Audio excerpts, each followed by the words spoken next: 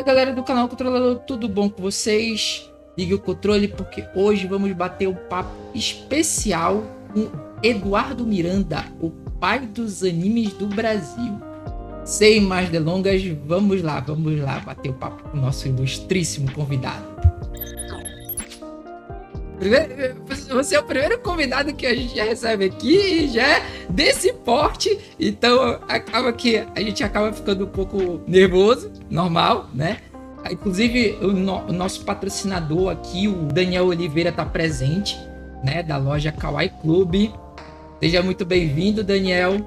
Não tá saindo o áudio do Eduardo? Beleza, obrigado pelo retorno. Agora vai. Alô? Oi, já saiu? Estou sendo ouvido? Saiu? Já está sendo ouvido? Pois é, novamente agradecer a presença do Daniel Oliveira, né? Olá, Daniel, tudo bem? Prazer. Que é o dono da Kawaii Club, a loja pioneira de artigos otaku daqui de Belém do Pará. Uau, que legal. Ele tá sempre em todos os eventos aqui. Então, vamos para primeira pergunta da noite, né? Deixar o nervosismo de lado e vamos bater esse papo aqui bem gostoso.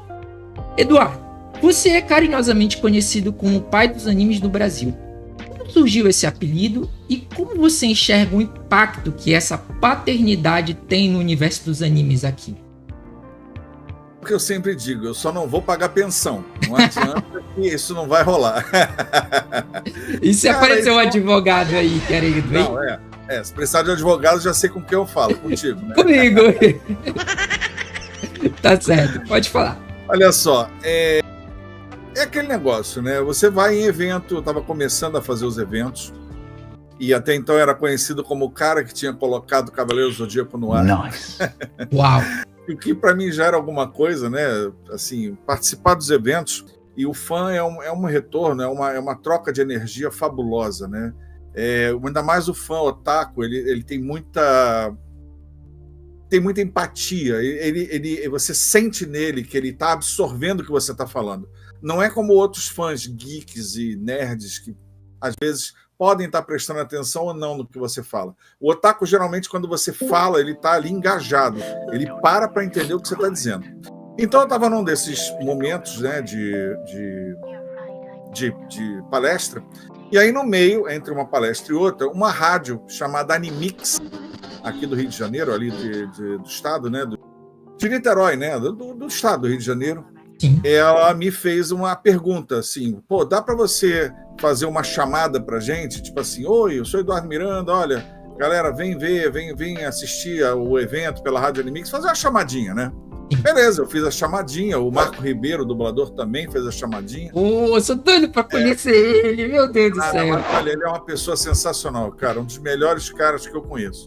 Uma pessoa simples. Um adendo aqui rapidinho, é que eu faço cosplay também, né? Eu tenho cosplays assim, bem simples, humildes, mas o cosplay que eu mais gosto de fazer é justamente o Yusuke Urameshi. Opa. Do Yu Yu Hakusho. Eu fiz ele bebê, agora no... Meu bebê. Daqui a pouco a gente já vai falar sobre isso. Eu fiz o cosplay dele lá no Anime Friends agora, que teve em julho. Legal. Subi no palco e tudo mais e tal. Vai aparecer aí no vídeo pra vocês. Legal. Tá. Então o que acontece? Aí nesse evento eu fiz essa chamada, passou o evento, aí eu fui de curiosidade ver essa rádio, né? Que até hoje não existe mais, quer dizer, se existe de outra forma. E tava lá, o pai dos animes no Brasil, dá um alô à galera, faz uma chamada pra galera, e eu pensei, nossa, isso é grande, né? Deixei passar, isso aí pra mim, beleza. Até que o que acontece? Quando eu fui consultar para saber eventos, meu nome, né, em relação a isso, já estava relacionado a essa alcunha, a esse apelido. E aí eu falei, uau, já tem 18 páginas me falando me denominando como o pai dos animes no Brasil. Eu fico pensando assim, né? É uma coisa grande, que incomoda muita gente. Mas eu digo o seguinte, pai é quem cria, né? Não adianta você ter sido o primeiro a ter colocado o anime no Brasil se você não criou ele, se você não fez dele uma realidade.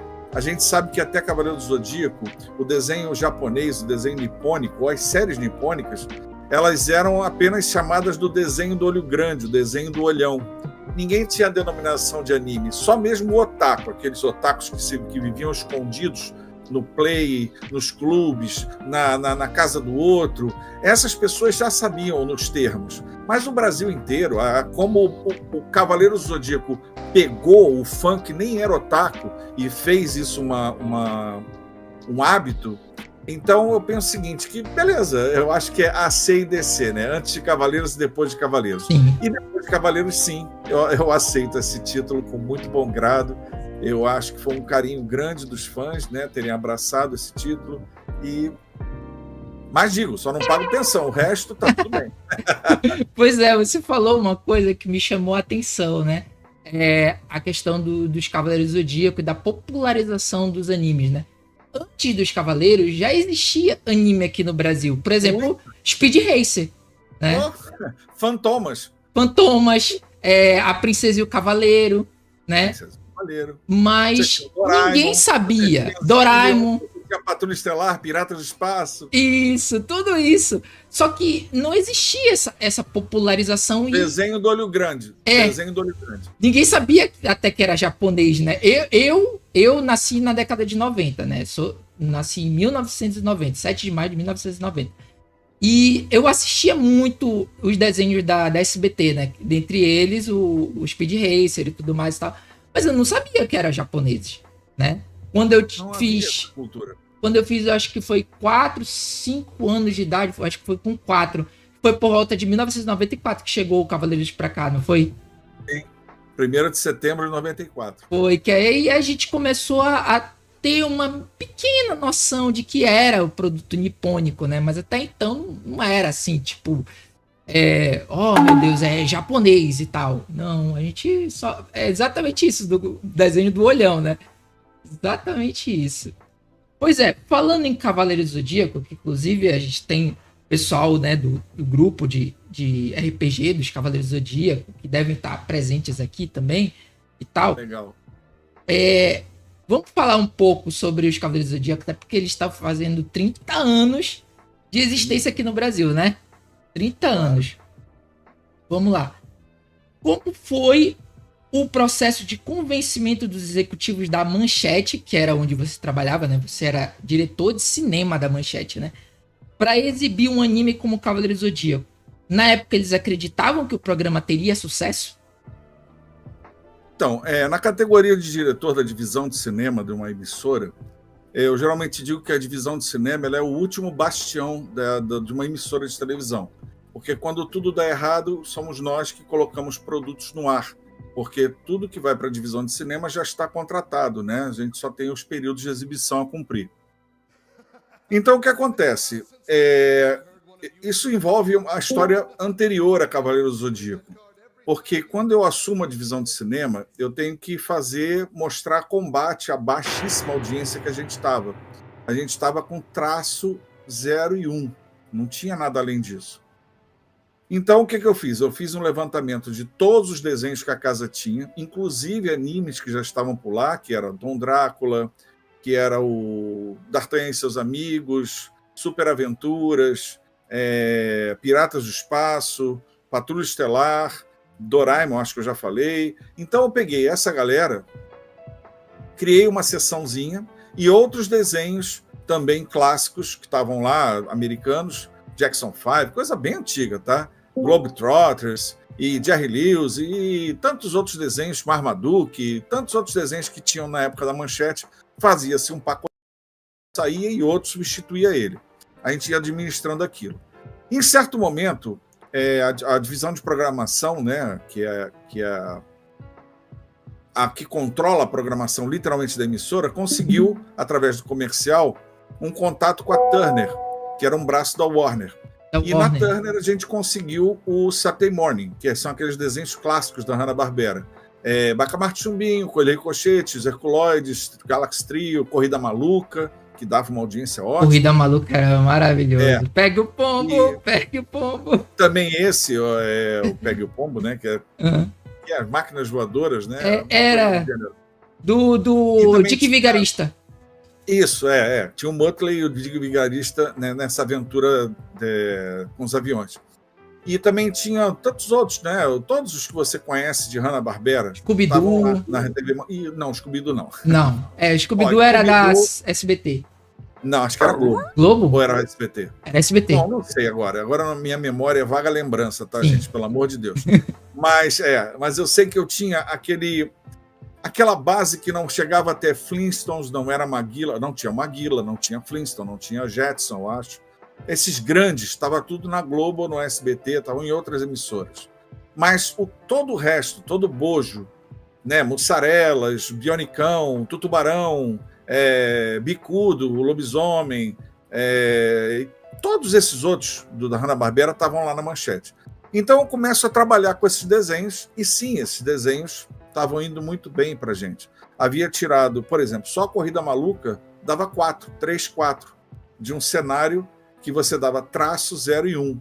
Então eu estava pontuando, estava ali mostrando combate a essa crise, né? Porque quando eu assumo a TV ali a divisão de cinema da Rede Manchete, ela está passando pela primeira grande crise dela. É uma crise bem chata, porque os principais diretores saem da casa, quem está na emissora tem que assumir as direções e, claro, ficou a mim incumbida a divisão de cinema e eu tinha que mostrar trabalho, né? Não podia negar fogo ali. Então, para mim, era muito importante montar uma programação com o que eu tinha e ela se tornar competitiva. Mas aí sim, vamos aos cavaleiros. Eu estou com a programação montada direitinho, indo muito bem, obrigado, e me chamam para uma reunião de programação fora de hora, no final de tarde, eu acho. E na sala só tem 3 pessoas. O diretor de programação, o diretor comercial e uma pessoa que eu não conhecia, que no futuro eu vinha saber que era a pessoa da Santoy. Aqui ia vender brinquedo por conta da sessão do desenho, né? Lembrando que sempre ouço o pessoal dizendo que a Manchete ganhou de graça. Isso já é estranho, porque quem ganha, ganha de graça, né? Ganhou. Mas a Manchete exibiu de graça, ganhou de graça. Olha só. Tem que ter em mente que em televisão nada é de graça, tá? Por mais que seja um contrato de permuta, ou melhor, a gente exibiria o desenho para que eles pudessem vender os brinquedos, isso estava custando horário de televisão, e horário de televisão é uma coisa muito cara. A Manchete estava pagando com o que ela tinha de mais caro. Então imagina você ter 22 minutos de um produto falência, que não ia dar certo. Ia ser ruim, né? Uhum. Com certeza. Inserções inúmeras de 30 segundos de algo que não desse certo. É uma responsabilidade muito grande, porque você está lidando com o dinheiro dos outros. Sim. Então, me apresentaram, né? Eduardo, senta aqui, olha o monitor, dá uma olhada, vê o que você acha. Cara, era um clipe, eu te juro por Deus, eu não sei como alguém cria um clipe daquele para mostrar para alguém, para fazer a venda de alguma coisa. Era só pancadaria, só as cenas de luta de cavaleiros. Só a cena de enfia a mão no coração, fura olho, corta pulso, voadora na cara, rada. Olha, assim, quando eu fiquei olhando aquele negócio ali assim e pensando, minha Nossa Senhora. Enfia o braço no peito do outro para arrancar praticamente o coração. Aquela sequência lá do Shiryu da Morte, quando ele bota lá naquele lugar que só tem morto-vivo. Sim. Ai, nossa. Olha, coisa horrível. E na época eu não sabia nada disso, né? Hoje em dia eu sei as cenas, mas naquela época era um cola-cola de imagem, sem diálogo, com uma música irritante. E eu olhando aquilo ali, dizendo, não, você tá errado. Aí o pessoal estava aqui por trás, né, olhando, me vendo sentado, olhando o monitor. Eu levantei e falei assim, ó, gente, desculpa, mas isso aqui não, tá? Não posso. Eu não posso exibir isso aqui agora. Senão é como pegar um copo de leite, espremer um limão e vai talhar direitinho, vai acabar com o que eu fiz. Sim. Aí ficou um mal-estar horrível, né, na sala. O distribuidor lá, o cara da Santoy ficou irritado, o do comercial coçou a cabeça, porque entenda uma coisa. Cavaleiro do Zodíaco tinha passado por todas as emissoras. E sim, essa que você está pensando, ela também tinha passado. Todas foram rejeitadas. Não, todas tomaram não. Tomou toco em todas. Por quê? Por causa desse promo horroroso, né? Assim como eu, os outros programadores também viram aquilo e disseram, pelo amor de Deus, colocar isso no ar nunca. E eu acho que a grande diferença, no caso da Manchete, foram 2 coisas. O momento em que eu peço para ver episódios completos, e o momento em que o comercial corrobora isso. Diz assim, não, ele tem que ver episódio completo. Porque até eu pedi episódio completo, o cara da Santoy ficou muito irritado. Ele falou, nada disso, não vou ficar dublando, não vou ficar gastando dinheiro, eu não quero, mas ficou irritado mesmo. Do que eu falei, amigo, você pode me passar em qualquer língua. Japonês, espanhol, inglês, mandarim, o que você quiser. Porque o que importa para mim é ver a ação do desenho, como ele funciona na tela. Porque o que eu tô vendo o contexto, aqui, né, que levou tudo aquilo. Eu tenho que entender. E ainda mais, gente, entendam. Hoje em dia, através disso aqui, você pode saber a audiência como está no Alasca agora. Naquela época, o mais moderno que você tinha era fax, que o papel ia de um canto ao outro. Você não sabia bem como aparecia aquele papel. Você dizia, uau! Sim, não era nem na época do pager ainda, né? E a época do pager, né? Que é aquela coisa maravilhosa. Ó, ligaram para você. Número tal ligou para você. Sim. Então, era o mais moderno que tinha. O resto era bater a máquina, era VHS, era cópia com carbono, era coisa de doido, era assim. Então, ter acesso a informações sobre Cavaleiro, se ele era bom, se ele não era, eu tinha que consultar amigos de São Paulo, amigos que faziam parte de clubes de otakus, para tentar entender o que era aquilo. Mas no momento ali eu não tinha informação nenhuma, e virei e falei, olha, isso aqui para mim é não. Então eu não tentei convencer ninguém, na verdade foi um redondo não que eu dei, pelo que eu estava vendo. Aí eles começaram a me mostrar papéis de pesquisas e números altíssimos de audiência na Espanha, no México, não sei aonde, não, isso aqui é sucesso para onde passa, de amigo. O que é bom lá para fora não quer dizer que é bom para a gente. Pra gente. Porque entendam, ali era a minha cabeça que estava em jogo. Porque se o comercial quisesse, ele tinha fechado o negócio e eu só ia receber o desenho para exibir. E eu provo isso, sabe como? Quem lembra aqui de US Mangá? Esse mangá, não lembro. O S Mangá eram desenhos extremamente violentos, OVAs extremamente violentos, que eu exibi, por conta do comercial ter comprado aquilo e dito para mim, exiba. O diretor de programação me entregou as fitas VHS. Era um OVA? Era um OVA, Genocyber. Genocyber eu sei qual é. Não, Genocyber, Detonator Orgon. Sim, é violentíssimo. É uma coisa assim brutal. O traço é violento. O traço é violento. Uhum. Para você ter uma ideia, eu chegava a pedir para o editor caçar um personagem no desenho todo e apagar esse personagem só para ele não ter a morte horrível que ele ia ter. Entendeu? Era difícil, né? Não, olha, a edição de US Mangá dá um episódio à parte. Isso aí é uma loucura. Porque isso foi uma loucura, uma doideira, que o comercial comprou a briga e botou no ar. Então essa é a diferença no momento em que eu estou à frente da divisão de cinema e dando o meu parecer. Quer dizer, se der errado, é a cabeça que vai lá para a bandeja. O outro é quando o comercial quer, pega e bota no ar. É diferente. Então por isso é que há essa validade do meu parecer artístico a Cavaleiro do Zodíaco. Porque se eu bato o pé no não, aí o comercial ia ter que bancar. E não foi isso que se viu, né? Sim, mas então, aí é que tá. A outra pergunta que eu quero fazer. Em que ponto chegou do senhor ser convencido, de você ser convencido senhor envelhece.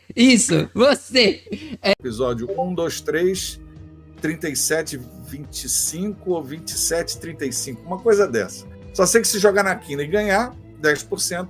Por favor. Bora anotar. Tá chegando agora a Mega Sena da virada, né? Não é? Olha aí, vai que dá. 10%, vai que dá. 10%. Tá certo. Então, o que acontece? Eu recebo essas fitas, assisto, entendo a proposta, que depois, mais tarde, né, aquela mesma proposta que a Shonen Jump tem direto, que é somos amigos, estamos engajados no mesmo problema, o que é importante para você é importante para mim, vamos à luta. Então ele só seguia mesmo essa mecânica. O Masami Kurumada, ele segue, o criador, né, de Cavaleiro do Zodíaco, ele segue essa mecânica tão popular e tão efetiva para o público. E a Toei fez um trabalho belíssimo de animação.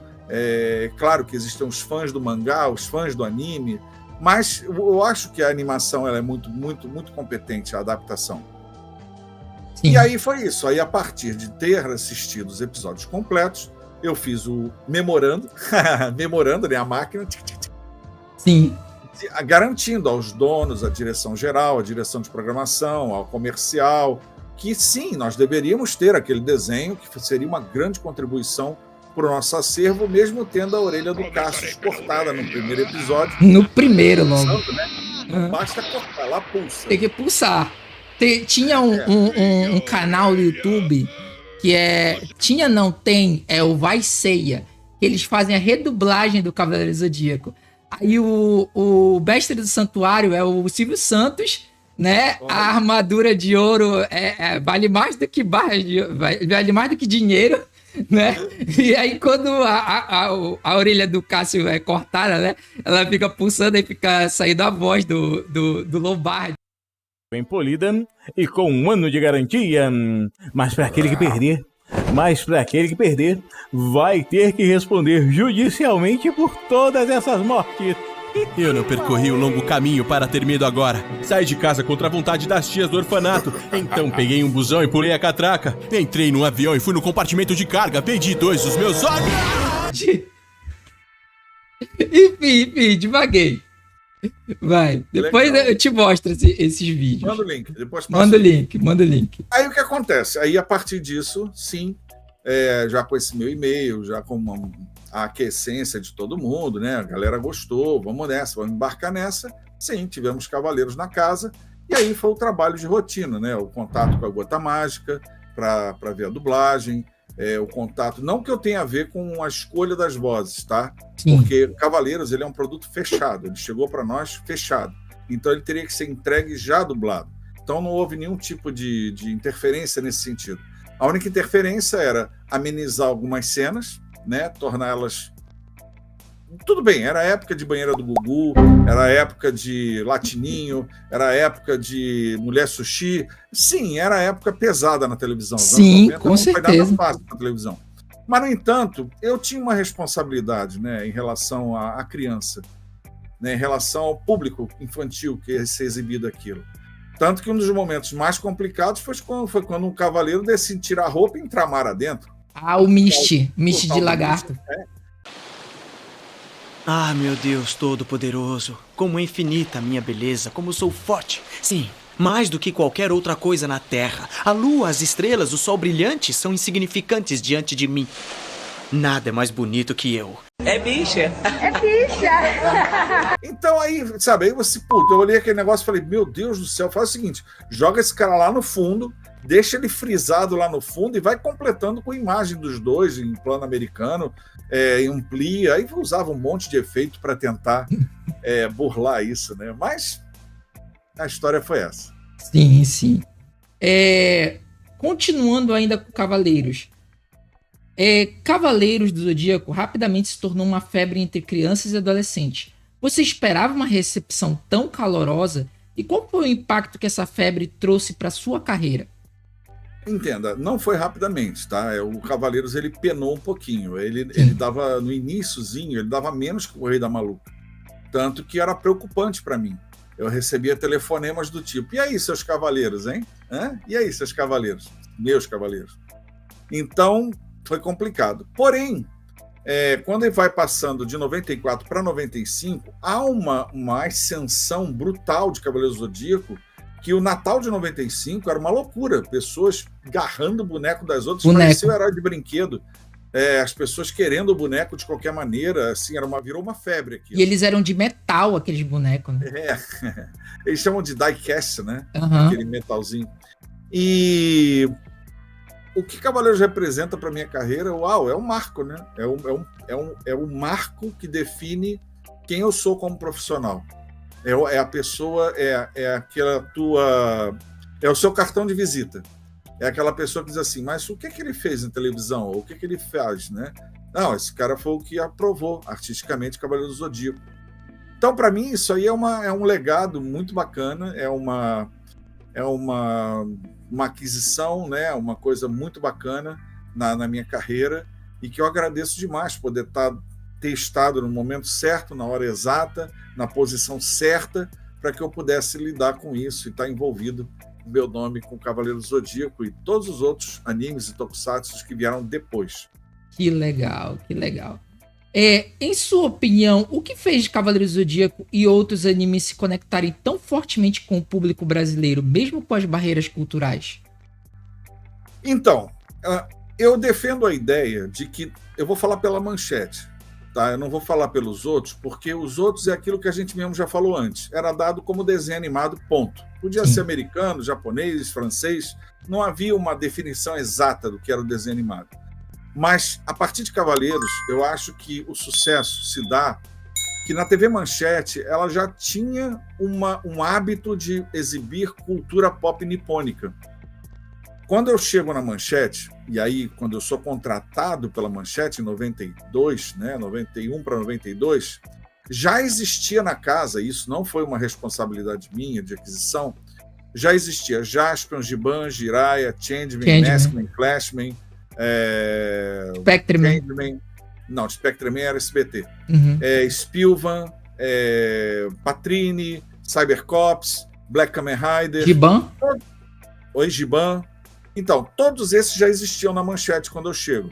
Na verdade, o que eu faço é renovar os contratos. E o único que eu não renovei foi o Lion Man, porque ele tinha problemas no master dele, na fita master. E não dava para remasterizar. O que significa isso? Desculpa a pergunta. Por exemplo, tem arranhado, amassado, a imagem toda turva, passando aquelas linhas pelo meio da tela. Nossa. Entendeu?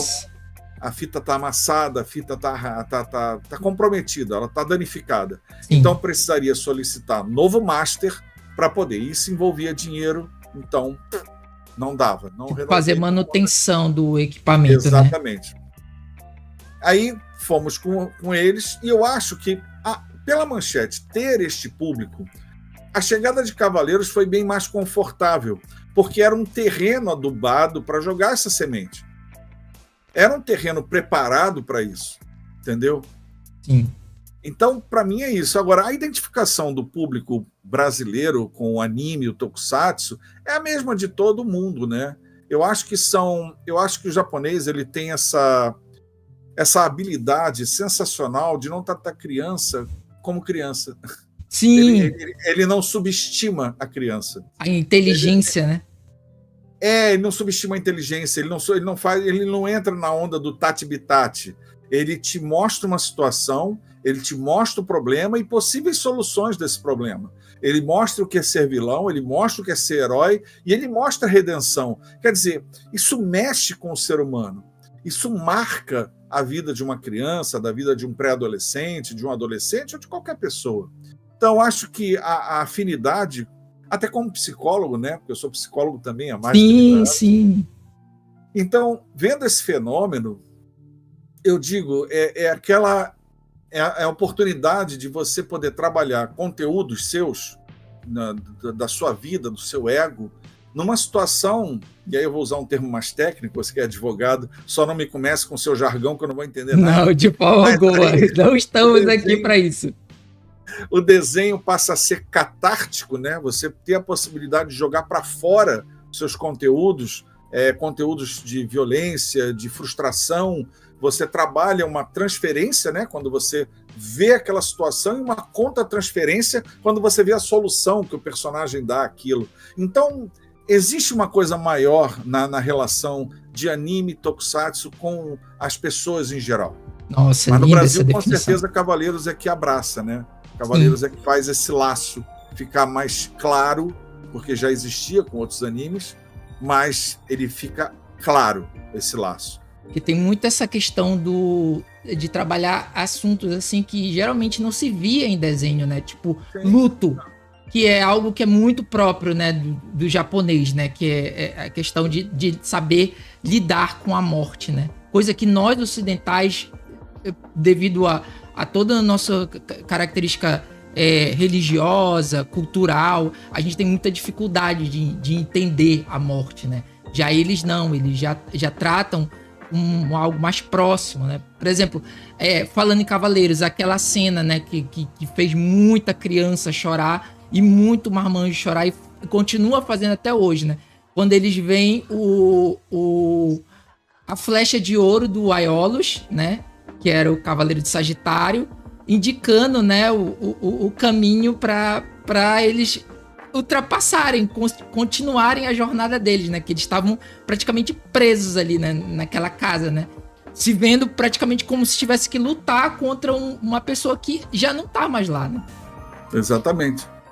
É muita emoção, né? Eles trabalham muito a emoção. Mesmo Sim. sendo um povo aparentemente frio, eles têm uma emoção muito intensa, né? E através da arte eles mostram muito isso. Emoções fervorosas em diversos sentidos.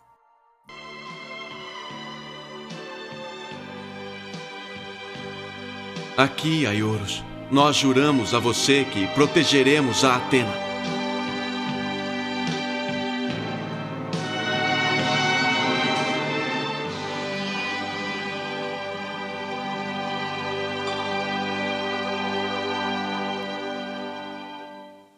Essa foi a primeira parte da nossa entrevista com o Eduardo Miranda, o pai dos animes do Brasil.